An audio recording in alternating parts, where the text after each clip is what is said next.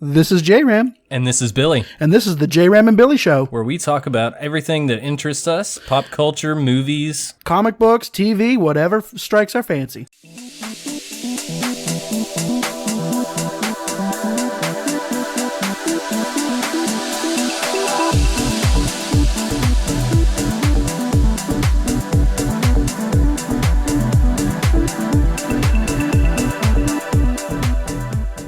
So this is our pilot episode, and we decided we're going to talk about the Star Wars trilogy. Yeah, it's a large saga. It covers so many episodes, about 8 now, with the 9th coming out in a couple of years. I don't know how I feel about that. I mean, it's a difficult subject. So many people are pro prequel, pro original trilogy, pro just 7, 8, 9. So I mean, there's a lot to choose from. So let's just jump into it. Yeah, let's go. Star Wars review. Yeah, nice. That's my little PewDiePie reference. By the way, subscribe to PewDiePie. We gotta beat T-Series, guys. Subscribe. Absolutely.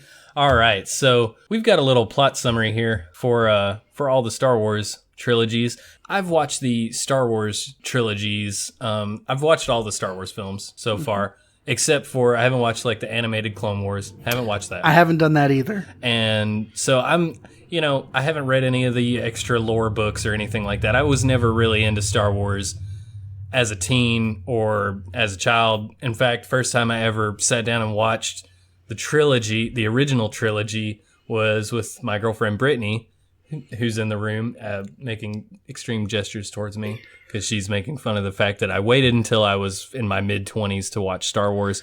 I mean, I admit that hurts me. Like, I grew up with Star Wars. Like, since I was a little kid, that was like almost my religion. But see, this is the thing. The reason why I never watched Star Wars is because I knew the plot already. Like, it's such a pop culture phenomenon that literally you do not have to watch the Star Wars trilogy to know what it's about and know pretty much all of the tropes, all the things that happen in the film or films. So I just never felt the need to actually have to sit down. Yeah, but if by not seeing them, you miss out on so much extra detail. Like, yeah, maybe you know the broad strokes, but all the fine little points and things that you miss by not seeing it, you've missed out. You've lived a sheltered life by not seeing them. I'm putting you on the spot. Tell me one small detail. Oh, come on. Small detail. Let's go with Boba Fett. The whole tie into Jango Fett in the prequels. That's actually pretty cool. I like the fact that they take a cool character from the original series and just add more depth in prequels. See, I'm a prequel fan. That's where everyone's going to get mad. I actually like episodes 1, 2, and 3. I think they're important. I think we actually really need them. You really think the Phantom Menace is important? I mean, I'm talking about all of the plot elements. Yes. Did we need that pod race? Yes, we all. The pod race is like the best scene of that movie. Of course we needed the pod race. I mean, I get it. People don't like Jar Jar Binks, but you got to remember, when those movies were made, George Lucas was making them for the next generation. Not the OG Star Wars fans, but for the kids. So people have to realize that those movies weren't made for them. They were made for the next generation. So you can't look at them through the prism of, 4, 5, and 6 was this and that and the other. No, those movies were yours. The prequels were mine. They were my generation's.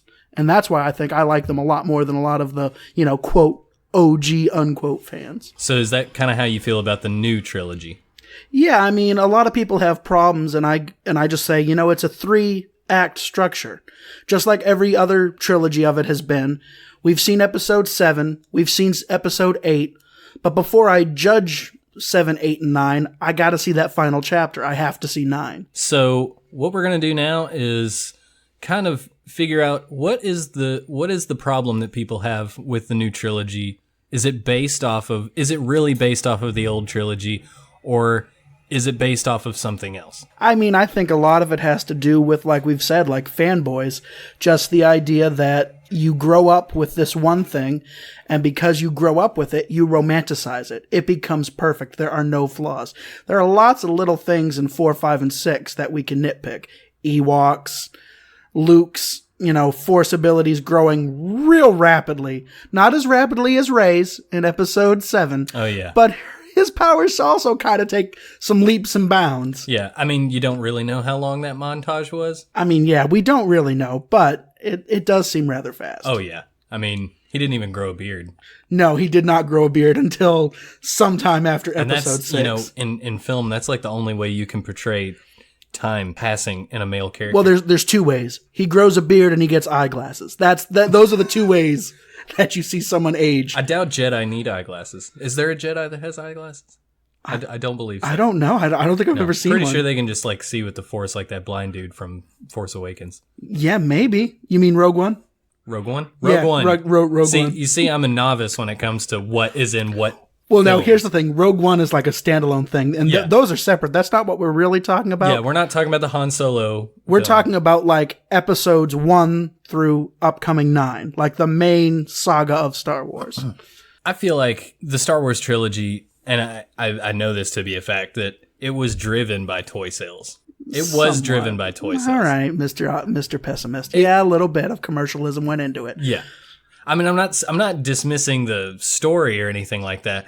I'm just saying I think that's one thing that these so-called toxic fans need to realize is, like you said, the new trilogy is pandering towards the younger generation, the newer younger generation that is going to be different than the previous ones. Just like the 1, 2, and 3 came out when we were teenagers, young children. I think Phantom Menace came out in I want to say 1999. Yeah, it was right at the turn of the millennium. So it was before I was 10 years old. Yeah, before me too. Yeah. Yeah. So that was like our childhood movie. Exactly. And I don't think, when did episode 3, the Revenge of the Sith, when did it come out? Oh, that came out when I was beginning or in the middle of middle school. That came out like when I was in like 6th, 7th, or 8th grade. Cause I went on a field trip. Funny story. I went on a field trip to go see that movie with my class. And what we had, I'm from New Hampshire, and what we have up there is a chain of movie theaters called Chunky's. And it's basically a place where you can go and order a full meal and watch a movie on the big screen. So it's like a full service restaurant plus a movie. But, so anyway, I went to go see that, and I remember I didn't even eat my food. Like, I was so just glued to that screen because episode 3 is my favorite. Like, it has the best moments in it. Everyone is cheesy, but I love the whole idea of him being like, in your anger, you killed her. No! Like, he's so powerful. He shakes the entire ship with his rage. Like, everything crinkles and crunches, and like, it shows you just how powerful Anakin can be if he gives into his rage. A lot of people make fun of the no, but we talked about this previously. Yeah. We think it conveyed that emotion pretty well. I mean, how would you react? The rage and the sorrow. Like, how would you react? You do this thing to save your loved one, and then you find out that by trying to save them, you killed them. You're probably going to be pretty upset. As far as, and I'm like I said, I'm naive about this, so James, you're going to have to help me on this. JRAM. Yeah. JRAM are my initials. My first name is James. With the Star Wars films, which ones are the ones that, let's say, diehard Star Wars fans have problems with? Oh, I would think it used to be the prequels. Most fans used to hate the prequels, but I really feel like that the hate has now turned toward the new films. And do you think that by that hate being brought into the new trilogy, do you think that people kind of look fondly on the prequels now, or do you think... I think people are looking back at the prequels and going, maybe they weren't so bad. They still hate Jar Jar. They still hate a lot of, the things that they find dumb about them. But I think they're looking back and going, at least they were honest attempts. Disney's just commercializing Star Wars now. They don't care about the fans or the story. And that's not true. I mean, okay. Porgs, they did change directors. They did change directors. And I don't know if it's true or not, but people say that the new director just scrapped all of JJ's ideas. Well, I mean, it is about pretty. Rey's parents. It is pretty obvious. Like, you have this whole setup in episode 7 of, Snoke. Who is that? What part is he going to play? And then in the next movie, spoiler alert. Spoiler alert. 5, 4, 3, 2. They just kill him. Like, they don't even give him they give him no time. Like, he's on screen and then whoomp, he's dead. Yeah. So everything they set up in episode 7, they just kind of toss out within the next film. Yeah. So it makes you wonder where they're going with episode 9. My prediction, Porgs. Porgs will save us from the First Order. Just like the Ewoks brought down the Empire in episode 6. Not Porgs will bring... Not single-handedly. Come on now. A big part of it. The Ewoks were mainly the reason why they won in episode 6. Oh, hush. They are adorable. Porgs are the greatest creation of the Star Wars universe. Yeah, so how many people have died in the new films? We got Han Solo. Han Solo's gone. Snoke is gone. Luke is gone. Unfortunately, due to real-life circumstances, General Organa, Leia, is gone. But did she not die at the end of that film? She didn't die at the end of episode 8, so I don't know what they're going to do for episode 9. Yeah, I'm a little worried about the whole CGI bringing someone back from the dead kind of thing that they did in Rogue One. Yeah, they did that for General Tarkin, who of course had passed, and they de-aged her. Yeah. We got to see new footage, sort of a young Carrie Fisher, so I hope they don't give her a CGI performance. I mean, I think it would. I mean, like, I don't think it would be negative towards like Carrie Fisher or anything if they did that. I don't think that she would hate. I don't think that in her dying wishes that she would not want that to happen. I don't think that it would be like, disgracing her image or disgracing her memoriam by doing that. But at the same time, it's just like it's kind of cheap. Yeah, it's just cheap. A little bit like she did pass away. She had such a good way out of episode 8. Oh yeah, and that was robbed. And that was robbed. They should not have Mary Poppins'd her back into the movie. That was my biggest complaint about that movie. When I saw that, I was just like, are you freaking kidding me? She can fly? The Force allows people to fly? I did not know this. I did not know that either. You know what? That could have came in handy when, Anakin didn't have the high ground. Yeah, if people with the Force can fly, what does it matter that Obi-Wan had the high ground? Why did Anakin lose all of his limbs trying to jump? Yeah. Makes no sense now. Yeah. Another big thing that bothered me about the newest one is the badass scene where Luke is facing off against the army. It's not the Empire. What is it? It's the First Order. The First Order. When he's battling off against the army of the First Order, and he isn't physically there. And even though it would have been so badass if he forced ghosts. Ooh. Yeah, it's like, was that a thing before? I mean, I'm not saying that they can't. No, forced ghosts were a thing. But usually you had to be dead first. Yeah, and you were blue. Like in the original trilogy, they don't come back looking exactly the same. And I'm pretty sure that Yoda showed up as a forced ghost to Luke. And he was blue. He was not green. He was the blue, highlighted kind of version. And he was a puppet. Yeah, he was. Which was awesome. Okay, let's be honest. I will say that was like Yoda being a Muppet is the only way to see him on screen. Yes. Because he looks real.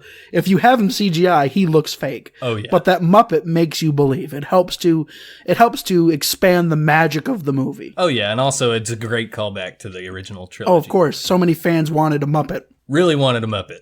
Yeah, wanted a physical Yoda in those movies. All right, so let's talk about Kylo Ren. He's Han's son. Yeah. Han and Leia have a son, and he goes to the dark side. Boy, where have we seen that before? I mean, the whole thing with Anakin being a dark side Sith for so long and then coming to the light. It's kind of funny that they're taking yet another quote-unquote Skywalker and having him go to the dark side. Yeah. Now, the question is, do you think he'll come back? Do you think his arc will be just like his grandfather? Like he'll go dark and then ultimately come around?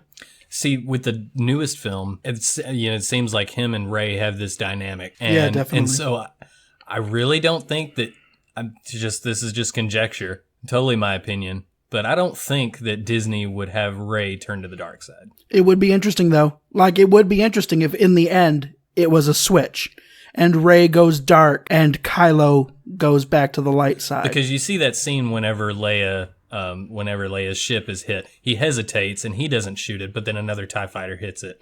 Yeah. Do you think what do you think the relationship between Kylo and Rey will end up being? Do you think it'll be a Luke and Leia situation where they'll be related? Do you think maybe it'll just be like this pull because they want to help each other? See, I feel like currently, from what I could gather from it, is that Rey I believe that Rey thinks that if she entertains Kylo, that she can convince him to come to the light, whereas Kylo is all about getting Rey to turn to the dark side. Yeah. And it kind of boils down to who's going to win in that battle, because honestly, Rey is extremely powerful. We said before that she's advanced her capabilities quite quickly. Yes, quite quickly indeed. So it's kind of hard to tell, but I also want to say, she's still a noob. A little bit, yeah. So I want to say that Kylo's going to have the upper hand in that battle. Imagine if Disney goes dark. Imagine if Disney says the light loses and both Kylo and Rey are on the dark side and a new First Order just crushes the rebellion and takes over. I mean, is that fitting with the political climate we have today? That sometimes what we think should win, what we want to happen, ends up being not what's good for us? I don't know if that... I just really don't think Disney will go in that direction. I think Disney is all about sunshines and rainbows, and I mean, like... Sunshines and rainbows, they killed Han Solo. He did not want to be in any more films. Admittedly, yes, Harrison Ford did say, like, even during the original trilogy, kill me. I don't want to be in any more of these movies. Exactly. So that's my reasoning by Han Solo dying. Now, does he come back as a Force ghost? Does Han Solo make another appearance? I bet he fucking hopes not. I think so too. Like, I honestly think Harrison Ford probably wants to be done. I have a feeling Disney is not done with him. I think he'll come back as a Force ghost, maybe have a heart-to-heart with Kylo in just the right moment, and, help him to see that, no, you have to go to the light. Possibly. So we've covered Snoke, we've covered Han, we've covered pretty much Kylo, a little bit about Rey. What about Rey's parents? Like, do you believe Kylo when he says that they were nobody? Or do you think that was just a bold-faced lie to get her to go to the dark side? I think it could be both. I think the director, when he threw out all of what JJ set up, was like, no, parents don't matter. Nothing ever matters. Forget what you saw in episode 7. This is new. But Kylo is part of the dark side. He is part of the First Order. He very well could be lying to her in order to just make her... Just manipulate her. Yeah, pretty much. That's what I think. Like, everybody was so pissed about them throwing that out that JJ had set up. But, like, he's in the dark side and, people lie. Yeah, I mean... generally all the fucking time. Especially if they're the dark side. I mean, I don't think Darth Vader went into that Jedi temple and was like, hey, younglings...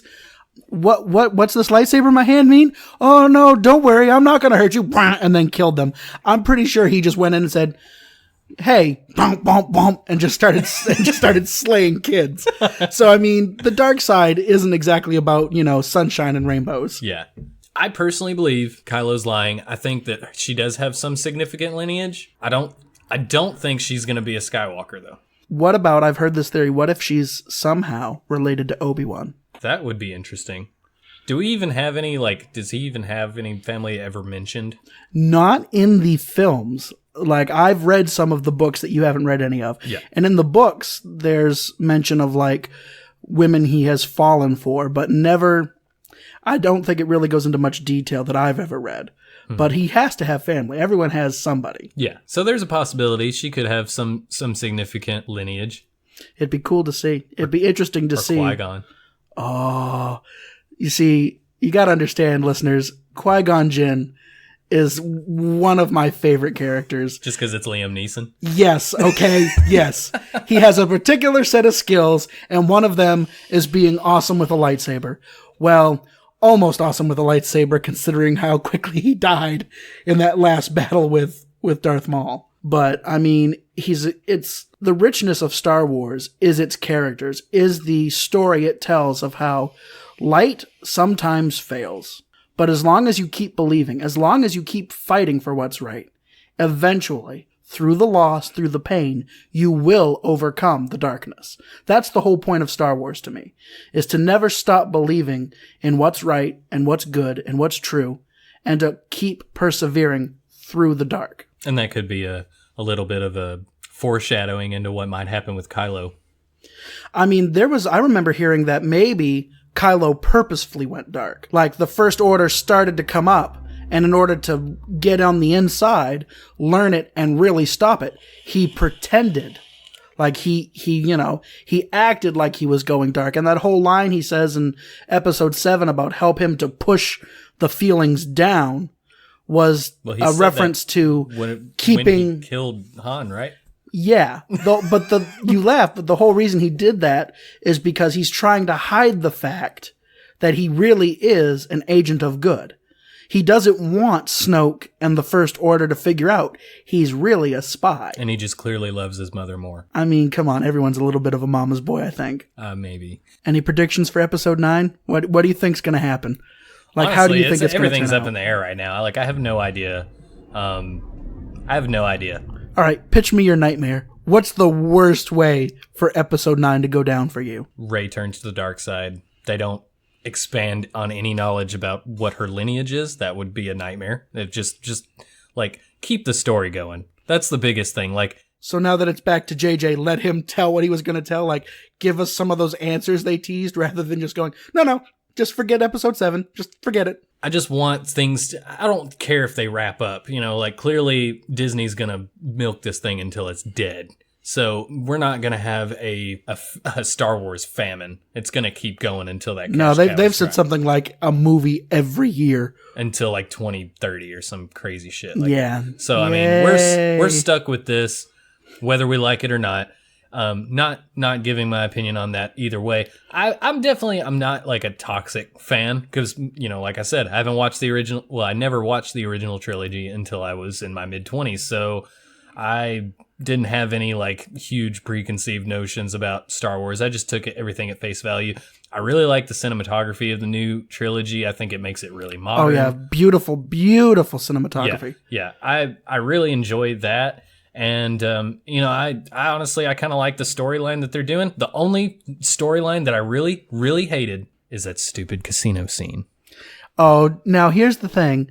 Let's talk about the fact that poor woman got hired for a job to be an actress in a movie. Yeah. And because toxic fans hated it so much, she ended up leaving like all of her social media, like just deleting all of her accounts. Yeah, that's because she was harassed, death threats, all that junk. Yeah, I don't condone any of that. I'm just saying. That whole thing where they went through this entire subplot to get this hacker. Subplot, some might even say. Something like that. Went absolutely nowhere. That was just... It pulled you out of the movie. Big really waste of time for the viewer, in my opinion. Big waste of time for the viewer. They had your obligatory Disney injection of like, let's free the animals. Forget the kid slaves. Let's... Forget the kids who are working as slaves in the stables. No, let's free them. Hey. If you remember correctly, at the end of that movie, it looks like one of those boys has force powers because he pushed that broom with his hand. Yeah. I mean... Like just... Yeah, cool little interjection, Disney, but I feel like that was definitely a Disney move right there. That whole sequence, and I'm not like, anti-social justice. I'm not one of those guys that's just completely... You're not the new Alex Jones. I'm not like that, no. But I will say it pulled you away from the story in it.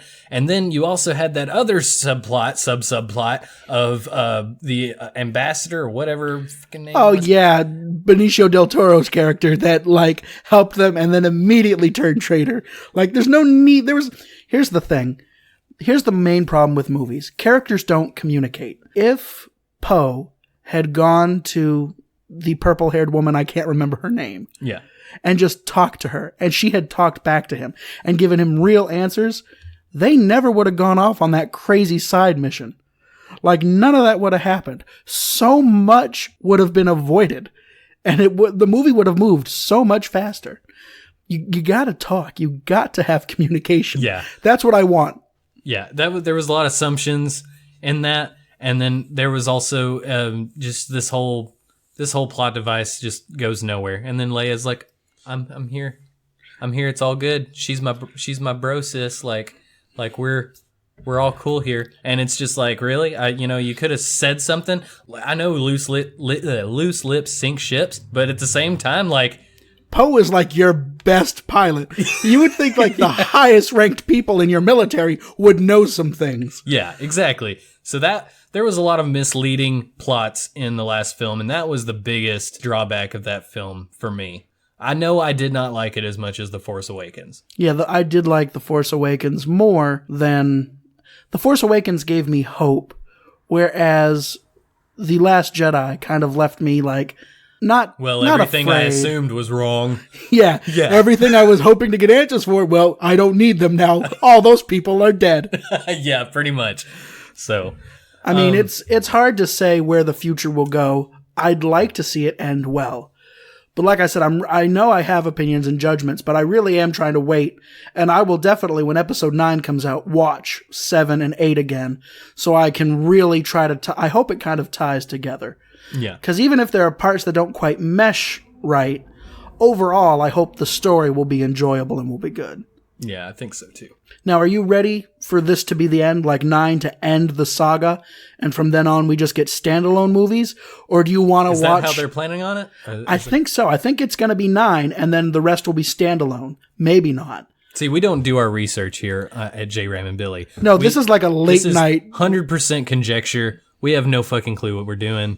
So just bear with us. Enjoy our opinions and our banter. That's how this goes. So, final verdict.